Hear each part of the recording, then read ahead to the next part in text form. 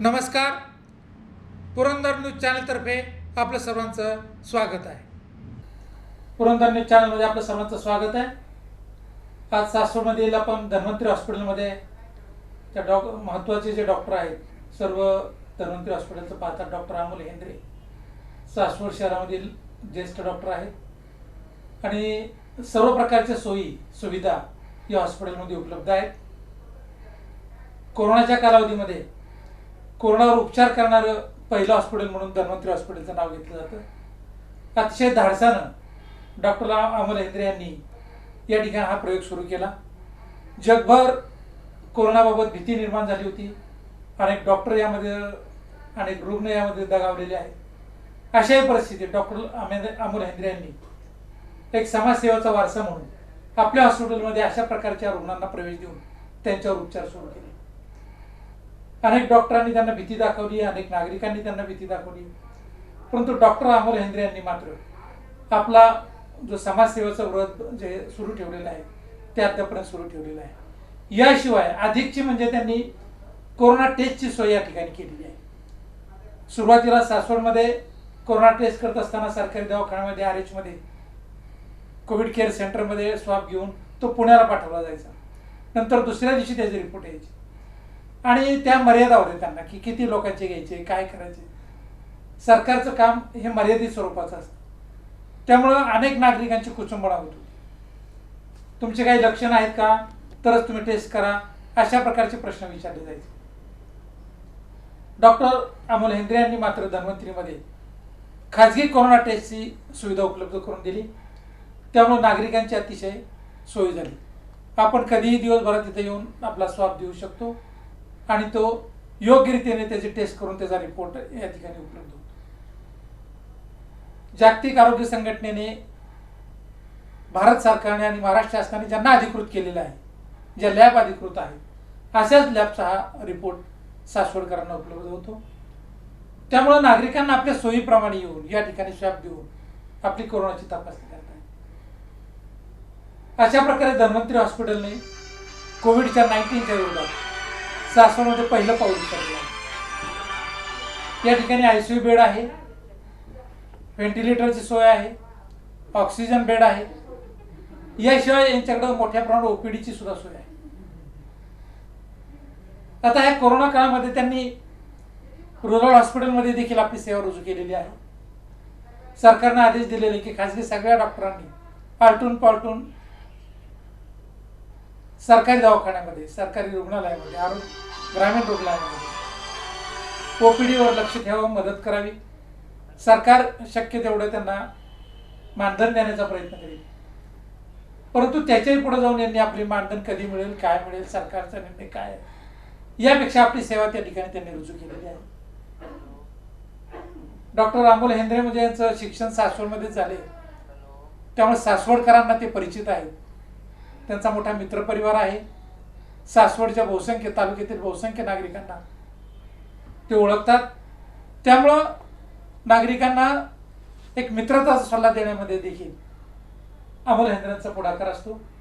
नागरिक, रुग्ण, नातेवाईक सहजपणे आपण डॉक्टर अमोल हेंद्रेंना प्रश्न विचारू शकतात. एक भीती जी असते की विचारावं का नाही, आपलं रोग सांगावं का नाही, आपली काही दुखणं आहे ती सांगावं का नाही, असा जो प्रश्न निर्माण होतो अपरिचित डॉक्टरकडे, तर डॉक्टर अमोल हेंद्रेंकडे हा पहिला प्रश्न सुटतो. त्यामुळे बेधडकपणे नागरिक येतात, आपले प्रश्न सांगतात, आपल्या अडचणी सांगतात, आपल्याला काय दुखतंय, काय खुपतंय, हे बिनधास्तपणे डॉक्टर अमोल हेंद्रेंकडे मोकळं होतं. त्यामुळे त्यांच्याकडे उपचार करणं हा अतिशय सोपा आणि सोयीचा मार्ग आहे. त्या डॉक्टरांशी आपण आज संवाद साधणार आहोत. कोरोनाबाबत नेमकी काय परिस्थिती तालुक्यात, आपल्याकडे आपण काय उपचार करतो, रुग्ण कशा प्रकारचे येतात, रुग्णांच्या मृत्यूचं प्रमाण काय आहे, हे आपण त्यांच्याकडून जाणून घेणार. नमस्कार डॉक्टर. नमस्कार डॉक्टर. आता अमोल हेंद्रे, तुम्ही पुरंदर तालुका मेडिकल असोसिएशनचे अध्यक्ष. गेली जवळजवळ 5 महिने पुरंदर तालुक्यामध्ये आता ह्या शेवटच्या टप्प्यात या महिन्यामध्ये कोरोनाची संख्या वाढलेली आहे आणि 2-3च हॉस्पिटलमध्ये उपचार केले जातात. तर खरी काय परिस्थिती आहे, कशा प्रकारचे रुग्ण वाढलेत, कोणत्या वयाचे रुग्ण वाढलेत, पुरुष, स्त्री, लहान, मोठे, कशा तुमचा अनुभव काय? बेसिकली आता आपण बघितलं तर आता हा आजार ग्रामीण भागापर्यंत जास्त पोचलेला आहे आणि ग्रामीण भागातली लोक ही जास्त कोरोनाबाबत ते अंगावर काढायचा प्रयत्न करतात आणि ते सिरियस होऊन यायला लागलेले आहेत.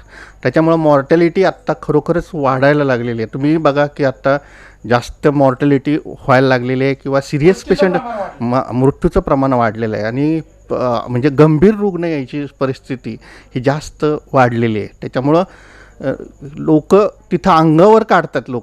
ग्रामीण भागातल्या लोकांना अजूनही सर्दी खोकला ताप फार धाप लागल्यानंतरच ते येतात की जेव्हा ते निमोनिया होतो आहे.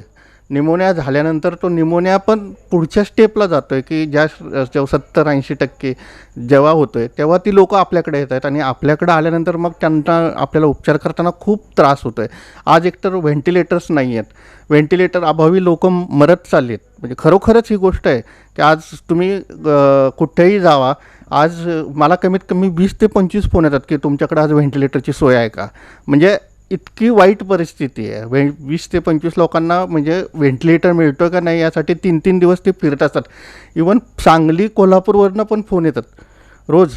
सातारा कोरेगाव इकडून पण फोन आलेले आहेत आजपर्यंत. पुण्यातनं तर रोजच येतात.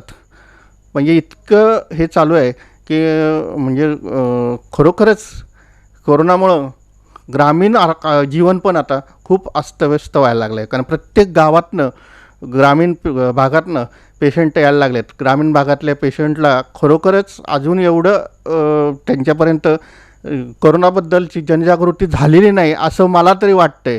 कारण काय तर त्यांच्यापाशी जाऊन ॲक्च्युअल जे आपले जे हे पेशंट्स आहेत त्यांना लवकर आयडेंटिफाय करून लवकर जर ट्रीटमेंट दिली तर हा मॉर्टॅलिटी रेट किंवा मृत्यूदर हा नक्कीच कमी येईल असं. पण तो आपल्याला ते काम नक्कीच करावं लागणार आहे एकदा कधी ना कधीतरी. कारण जर तसं नाही केलं तर ते लोक कोरोना आटोक्यात येणार नाही. आता तुमच्याकडे सिटी स्कॅन मशीन आहे. तुमच्याकडे सिटी स्कॅनसाठी काय गर्दी होती? सिटी स्कॅनसाठी गर्दी होते कारण की तालुक्यात एकच सिटी स्कॅन मशीन आहे म्हणजे HR-CT करू शकतं असं. त्यामुळं साहजिकच आहे तालुक्यातलं पेशंट जाणार कुठे, हिथंच येणार ना.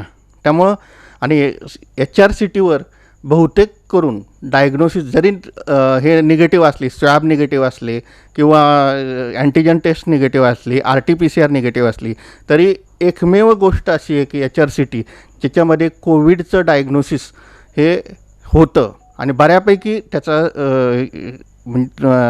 तपशील आपल्याला कळतो की जेणेकरून किती टक्के फुफ्फुस हे निमोनियाने ग्रस्त आहे हे आपल्याला कळतं. तसंच आपल्याला संपूर्ण आजाराची माहिती म्हणजे माइल्ड आहे म्हणजे मध्यम स्वरूपाचा आहे, मॉडरेट आहे किंवा गंभीर स्वरूपाचा कोविड आहे ह्याचे पण आपल्याला साधारणतः अंदाज येतो आणि त्याप्रमाणे आपल्याला ट्रीटमेंट पण करता येते. नंतर सगळ्या गोष्टी त्यामुळं CT स्कॅन करण्याचं प्रमाण वाढलेलं आहे. प्रत्येक दवाखान्यात ॲडमिट करताना पण CT स्कॅन बेसलाईन केला जातो. कारण का तर आपल्याला तशी समजा मॉडरेट डिसीज असेल की सिव्हिअर डिसीज असेल तर रेमडेसिवीर वगैरे देताना आपल्याला त्याचा नक्कीच उपयोग होतो किंवा ट्रीटमेंट प्लॅन्स ठरवताना पण हा CT स्कॅन खूप उपयोगी पडतो. त्यामुळे प्रत्येक हॉस्पिटल आता CT स्कॅन शिवाय म्हणजे चालूच शकत नाही. त्यामुळे CTचा रिपोर्ट हा खरोखरच उपयोगी पडतोय. आता आपल्याकडे उपचार करत असताना जे रुग्ण येतात आपण कशा प्रकारे उपचार करतात? लस तर उपलब्ध नाही. आता आपण बेसिकली आपण हे सगळं करतोय ते अँटीव्हायरल ड्रग्ज फॅबिफ्लू किंवा फ्लॅविपिर हे देतोय. नंतर जे माइल्ड जे रुग्ण आहेत त्यांना फ्लॅविपिर देतोय. नंतर मॉडरेट टू सिव्हिअर लोक आहेत त्यांना रेमडेसिवीर चालू करतो आहे अँटीव्हायरल. नंतर ह्याच्यात अजून एक आहे की सायटोकाईन स्टॉर्म होण्याची शक्यता असते किंवा त्यासाठी आपण पहिल्यापासूनच स्टिरॉइड्स यूज करतो आहे. काहींना डेक्झा, काहींना प्रेडनिसोलोन हे इंजेक्शन चालू करतो आहे, मिथाईल प्रेडनिसोलोन. तर ह्याच्यामध्ये रक्ताच्या गुठळ्या व्हायचं पण प्रमाण जास्त असतं. त्यामुळं आपण इथं ह्या लोकांना इकोस्प्रिन चालू करतो आहे, नंतर हिपॅरिन चालू करतो आहे, म्हणजे रक्त पातळ करण्याची इंजेक्शनं पण द्यावे लागतात. अशा प्रकारे नंतर सप्लिमेंटरी असं बी कॉम्प्लेक्स, विटॅमिन सी किंवा काय इतर गोष्टी, किंवा ताप आला तर हे, किंवा अँटीबायोटिक किंवा प्रतिजैविक ही द्यावी लागतात. आणि त्या प्रकारे आपण हे सगळं उपचार करतो आहे ॲज पर ICMR गाईडलाईन्स, किंवा जी काय ICMRने आम्हाला ते हे दिलं आहे त्याच्याप्रमाणे आम्ही उपचार करतो आहे. माइल्ड, मॉडरेट, सिव्हिअर, ज्यांना व्हेंटिलेटरची गरज आहे, ज्यांना ऑक्सिजनची गरज आहे, त्यांना ते ऑक्सिजन आणि व्हेंटिलेटर लावला जातो आहे. आता पुण्यामध्ये आमचे एक पत्रकार त्यांचा कोरोनामुळे मृत्यू झाला. आपले जेजुरीचे पोलीस स्टेशनचे, सासवडचे खोकले वकील खोकले पोलीस यांचाही देखील दुर्दैवी कोरोनामुळे मृत्यू झाला. खरं तर ही माणसं ठणठणीत होती, पण 2 दिवसात एकदम जाण्यासारखी परिस्थिती झाली. मग हे तपासणी उशिरा झाल्या, रिपोर्टमध्ये काही चुका आहेत का त्यांनी अंगावर काढल्यामुळे झाले? तुम्हाला काय वाटतं नेमकं? नाही, ह्याच्यात 3-4 गोष्टी असू शकतात. त्यांनी अंगावर पण काढलेलं असू शकतं, कारण 8-10 दिवस नंतर जर टेस्ट म्हणजे तुम्ही अंगावर जर काढलं 8व्या-10व्या दिवशी, 10 दिवसापर्यंत व्हायरल लोड खूप असतो. म्हणजे एकदा लागण झाल्यापासून 10व्या दिवसापर्यंत व्हायरस 6व्या ते 10व्या दिवसापर्यंत व्हायरस खूप प्रमाणात असतो. त्या दिवसात जर तुम्हाला ट्रीटमेंट नाही मिळाली तर तो उग्र स्वरूप घेऊ शकतो. आणि त्याच्यातही तुम्ही जर अशा टेस्ट निगेटिव्ह आल्या, जे अँटीजन टेस्ट वगैरे, तर त्या अँटीजन टेस्टचं फॉल्स निगेटिव्हिटी म्हणजे 50%च फक्त फॉल्स निगेटिव्हिटी, म्हणजे एक टेस्ट जर 2 टेस्टमध्ये केल्या, 2 टेस्ट निगेटिव्ह असतील तुमच्याकडं, तर त्यातली एक पॉझिटिव्ह येणार आहे आणि एक निगेटिव्ह येणार आहे. म्हणजे एवढ्या प्रमाणात ते निगेटिव्हिटी आहे, म्हणजे त्यामुळं फॉल्स निगेटिव्हिटी, फॉल्स रिपोर्टिंग आहे. आणि ते आपल्याकडे नॅचरल आहे, असं काही नाही. पण त्यासाठी आपण 3 दिवस काय नाही, 3ऱ्या दिवशी, आणि सरळ ICMRने म्हटलेलं आहे की तुमचा जरी रिपोर्ट निगेटिव्ह असला तरी तुम्ही निगेटिव्ह नाहीत. तुम्ही 3 ते 5 दिवस तुम्हाला काही सिम्पटम येतात का, अलगीकरण करून सिम्पटम येत आले तर लगेच तुम्हाला RT-PCR, त्याच्या पुढची टेस्ट म्हणजे जे आपण आपल्या इथं करतो ती करायची आहे. आणि नंतर ती निगेटिव्ह आल्यानंतरच जर तरीही सिम्पटम असले तरीही तुम्ही HRCT वगैरे करून बघून छातीत काय आहे का, ह्याच्यानंतरच मग तुम्हाला हा डिसिजन घ्यायला की निगेटिव्ह का पॉझिटिव्ह. कित्येक रुग्णांना टेस्ट ह्या निगेटिव्ह येतात, पण छातीत निमोनिया दिसतो, bilateral atypical pneumonia, Covid pneumonia, आणि ते डायरेक्ट म्हणजे दिसतं आहे ते की निमोनियाची लक्षणं. तर आपण असं हे सोडू शकत नाही, कारण कित्येक पेशंट बघितले की 2-3 वेळा निगेटिव्ह आलेत पण छातीत निमोनिया आहे, आणि म्हणजे एकदम आपण रेमडेसिवीर दिलं किंवा काय दिलं तर ते युज्युअली खूप छान रिझल्ट येतात आणि ते बरे होतात. आता नेमकं न्यूमोनियाची काय लक्षणं आहेत, काय पेशंटनी कसं ओळखावं न्यूमोनिया झाला किंवा काय? पहिल्यांदा म्हणजे प्रत्येकाने आपापल्या घरी ना SpO2चा प्रोब न्यावा, म्हणजे सॅच्युरेशन बघतो का नाही आपण, त्याचा प्रोब, ऑक्सिजनचं प्रमाण बघावं रक्तातलं. त्यासाठी फक्त साधी प्रोसिजर आहे, 800-900 रुपयाला प्रोब मिळतो, तो आपल्या बोटाला लावला तर आपल्याला कळतो. तर तुम्ही फक्त तो प्रोब दिवसातनं 3 वेळा लावला, सॅच्युरेशन जर 95च्या पुढे असेल तर काही घाबरायचं कारण नाही. जर सॅच्युरेशन 94च्या खाली यायला लागलं तर नक्कीच घाबरायचं कारण आहे. 3 मिनटं तुम्ही चालला, 3 किंवा 6 मिनटं, आणि परत एकदा प्रोब लावून बघायचा, तर तो अजून कमी झाला म्हणजे 92-91, तर नक्कीच तुम्हाला कोरोनासारखे सदृश्य हे झालेलं आहे, एवढं आपल्याला कळू शकतं, घरच्या घरी कळू शकतं. म्हणजे तुम्ही 3 minutes walking test, 6 minutes walking test या फार महत्त्वाच्या आहेत, आणि आपण त्याच्यावर जर लक्ष दिलं आणि SpO2 प्रोबवर आपल्याला कळण्याचं घरीच कळेल की आपल्याला ऑक्सिजन कमी पडतो आहे शरीराला, आपल्याला कुठंतरी गेलं पाहिजे, आपल्याला कुणाला तरी दाखवलं पाहिजे. एकदम असं तुम्ही जर डायरेक्ट म्हणजे 70 सॅच्युरेशन, 75 सॅच्युरेशन, डेंजर झोनमध्ये गेल्यानंतर तर ते उपचार करणं पण अवघड होतं आहे. आणि त्याला समजा तो माइल्डमध्ये आला तर उपचार पद्धती आपण चांगली वापरून कवर सोपं होतं आणि पैसे पण कमी जातात ना लोकांचे. म्हणजे असं सगळ्या गोष्टींना एकदम जास्त झाल्यानंतर अबव 60 इयर्स आणि विथ कोमॉर्बिडिटीज म्हणजे डायबिटीस आणि ज्यांना हायपरटेन्शन आहे त्यांना रिस्क खूप आहे. कारण डायबिटीसमध्ये हा आजार एकदम फ्लेअरअप होतो. हायपरटेन्शन ILD असतं त्यामुळं त्यांना त्या हृदयावर तो ताण सहन होत नाही. नंतर मायोकार्डायटिस बसतं ह्या आजारांमुळं. म्हणजे ते हृदयाची जी आवरणं आहेत त्यांच्यावर इन्फ्लमेशन म्हणजे इन्फेक्शन होतं. अशा मायोकार्डायटिस बसतं. किंवा किडनी फेल्युअरचे पेशंट आहेत त्यांनाही पुढं जाऊन आपल्याला किडनी फेल्युअरमुळं ते संपूर्ण किडन्या बाद होऊ शकतात. डायलिसिस लागू शकतं. जे CRFचे पेशंट आहेत त्यांना किंवा जे डायलिसिसचे पेशंट आहेत ते अजून म्हणजे जास्त ते रिस्क आहे त्यांना. आता आपण इथं डायलिसिस पण करतो. आम्ही इवन कोविड पेशंटचे डायलिसिस पण करतो. असं काही नाही की कोविड पेशंटचे डायलिसिस आपल्या इथं काही पेशंट होते ज्यांचे क्रिएटिनिन वाढलं आहे त्यांना डायलिसिसची गरज आहे त्यांचे आपण डायलिसिस इथं केलेले आहेत कोविडच्या पेशंटचे.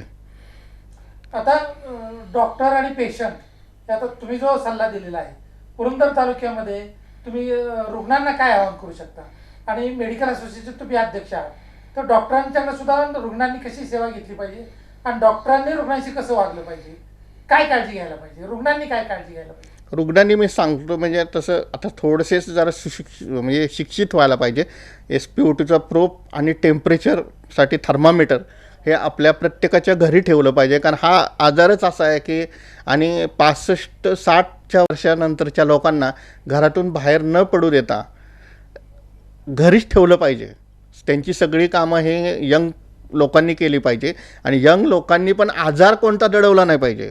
त्यांना जरी सर्दी वाटली, साधं जरी अंगदुखी वाटली तरी ती कोविड नाही ना हे बघा. कारण तुमच्यामुळं तो घरातला माणूस इन्फेक्ट होणार आहे.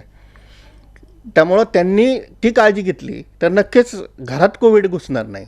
जर समजा ते इन्फेक्ट झाले लगेच कळलं तर त्यांचं इन्फेक्शन म्हणजे 60-65 वर्षांच्या वडीलधाऱ्या व्यक्तींना होणार नाही. कारण जे कोमॉर्बिडिटीजमध्ये आहेत किंवा जे पुढं त्यांना हाय रिस्कमध्ये आहेत तरुणांना साधारणतः काही होणार नाही. पण जे काही हाय रिस्क पेशंट आहेत त्यांना नक्कीच काही ना काहीतरी ह्याच्यातनं आपल्याला नक्कीच त्यांना नक्कीच म्हणजे आपल्याला अवघडच होईल त्यांचं एकंदरीत. काळजी घेणं हा महत्त्वाचं. काळजी घेणं. आता हॉस्पिटलच्या बिलाबाबत अनेक तक्रारी येतात. विशेषतः पुणे शहरामध्ये 10 लाख, 12 लाख, 20 लाख, 25 लाख, 40 लाखापर्यंत बिलं झालेली आहेत. तर सरकारने बरेच बंधनं आणलेली आहेत. तर पुरंदर तालुक्यात बिलाबाबत काय परिस्थिती आहे, तुमचा अनुभव काय?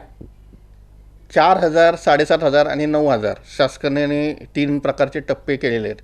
4,000 रुपये म्हणजे फक्त वार्ड, नंतर 7,500 रुपये म्हणजे फक्त ऑक्सिजन ICU आणि 9,000 रुपये व्हेंटिलेटर. त्याप्रमाणेच बिलं लावायला लागतात. त्यामुळं त्याच्यापेक्षा जास्त बिलं घेता येत नाहीत.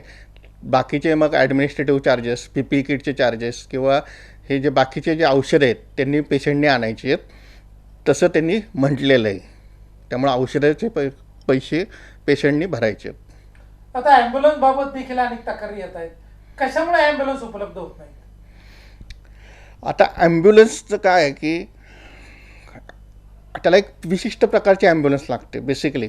कारण मध्ये जे आता साधे ॲम्ब्युलन्स आपल्याला वापरता येत नाहीत. कारण काय आहे की त्याच्यामध्ये बारक्या ॲम्ब्युलन्समध्ये पत्रा लावायला पाहिजे. एक पत्रा लावला तर 2 कंपार्टमेंट होतील, एक ड्रायव्हरचं कंपार्टमेंट आणि एक पेशंटचं कंपार्टमेंट, पुढचा सेफ होईल. पण तसं आता झालेलं म्हणजे बऱ्याचशा ॲम्ब्युलन्सला तो तशा नाहीच. फक्त आपल्याकडं घोडकीची तेवढी ॲम्ब्युलन्स तेवढीच त्यांनी करून घेतली आणि तो जरा डिरिंग करतो आहे म्हणून, नाही तर बाकीच्यांनी कुणीच काही केलेलं नाही. त्यामुळं तोच फक्त एकमेव. खरं तर आयुष प्रसादांनी सांगितलंय 4 ॲम्ब्युलन्स खरेदी करा. RTO काय प्रॉब्लेम देते का? नाही, असं काहीच नाही काय प्रॉब्लेम. मला वाटतं की ते आता सरकारच्या अख्यातिरीचा प्रश्न आहे, आपला काय प्रश्न नाही आहे तो. आता सासवडून पुण्याला पेशंट न्यायचा असेल, व्हेंटिलेटर उपलब्ध असेल तर आपल्याकडे ती सोय आहे का? आता आपण काय करतोय इथून एक माझी एक ओळखीची चिंचवडची गाडी आहे तर ती आपण इकडून बोलवतो आणि ती पोचवते मात्र व्हेंटिलेटरवरचा पेशंट व्हेंटिलेटरवर. ती गाडीत सोय आहे? त्या गाडीत सोय. आणि ते घेऊन जातात. आता तुम्ही नागरिकांना काय आवाहन करू इच्छिता की तुम्ही आता हे एवढं कोरोनाचा प्रादुर्भाव वाढलाय, परिस्थिती गंभीर झालेली आहे, पुणे मुंबईत तर बेड उपलब्ध नाही, सासवडला बेड उपलब्ध नाही आहेत तर सासवडची काय परिस्थिती आहे आपल्याकडे? सासवडला बेड उपलब्ध नाही आहेत एवढंच मी सांगतो. कारण का माहिती आहे का, आत्तासुद्धा आज कोणत्याही हॉस्पिटलमध्ये, चिंतामणी हॉस्पिटल असेल, माझं हॉस्पिटल असेल किंवा सोपानदेव हॉस्पिटल असेल, तिन्ही हॉस्पिटलमध्ये एकही बेड उपलब्ध नाही आहे आणि सिरियस पेशंटला तर जागाच नाही आहे. म्हणजे त्यांनी कुठं जायचं शेवटी काय होतं मग, प्रॉब्लेमच आहेत. तर तुम्ही आत्ता लवकर तुम्हाला काही कोविड सदृश्य जर समजा हे वाटलं तर लगेच येऊन डॉक्टरांना भेटा, डॉक्टरांकडून लगेच टेस्ट करून घ्या, लगेच उपचार करा. म्हणजे तुम्ही लवकर गंभीर परिस्थिती निर्माण होईल. गंभीर झाला तर तुम्हाला बेडही मिळणार नाहीत अशी परिस्थिती सध्या आहे. त्यामुळं गंभीर होण्या अगोदरच तुम्ही काळजी घ्या आणि डॉक्टरांचा सल्ला घेऊन लगेच टेस्ट करा. म्हणजे जेणेकरून, आणि निगेटिव्ह टेस्ट असली तरी तुम्ही निगेटिव्ह आहात असं समजू नका. आणि 3-4 दिवस सिम्पटम आले नाहीत तर तुम्ही निगेटिव्ह आहात. जर 3-4 दिवसात पुन्हा सिम्पटम वाटले तर तुम्ही पुन्हा टेस्ट करा. म्हणजे नक्की तुम्ही निगेटिव्ह आहात का हे कळेल. कारण 50% टेस्ट ह्या फॉल्स निगेटिव्ह असतात. त्याच्यामुळं निगेटिव्ह माणसांनी मी निगेटिव्ह आलो म्हणून सेलिब्रेशन करायचं गरज नाही. आणि सेलिब्रेशन अजिबात करू नका. उलट क्वारंटाईन राहा 3 दिवस, आणि 3 दिवसात जर तुम्हाला सिम्पटम नाही आले तरच तुम्ही निगेटिव्ह आहात असं समजा. जर समजा तुम्हाला जर 3 दिवसात सिम्पटम आले तर परत टेस्ट करा. निष्कारण घरी बसून तुम्ही परत मी निगेटिव्ह म्हणून घरी जर बसला तर नक्कीच तुमचा हा करोना जीव घेणा ठरू शकतो, एवढं लक्षात ठेवा. धन्यवाद. अतिशय मोलाचं मार्गदर्शन डॉक्टर अमोल हेंद्रे यांनी केलेलं आहे. अतिशय वस्तुस्थितीचं विवेचन त्यांनी केलेलं आहे.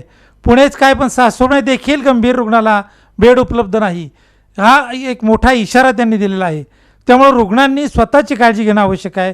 सुरुवातीच्या काळातच उपचार करा, म्हणजे परिस्थिती किंवा रोग गंभीर स्वरूप धारण करणार नाही. धन्यवाद.